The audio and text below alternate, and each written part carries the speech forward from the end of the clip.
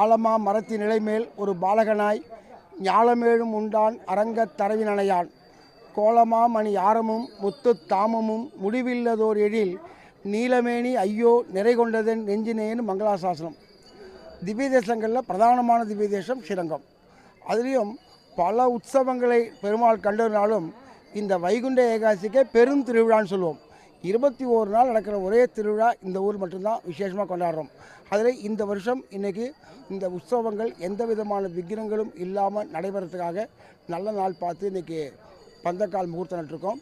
இதை தொடர்ந்து இந்த உற்சவங்கள் விசேஷமாக ஆரம்பிக்க போகிறார். அதாவது முதல் திருநாள் திருநெடுந்தாண்டகம் 30/12/24 திருநெடுந்தாண்டகம் இதோடு தான் இந்த உற்சவம் ஆரம்பிக்கும்.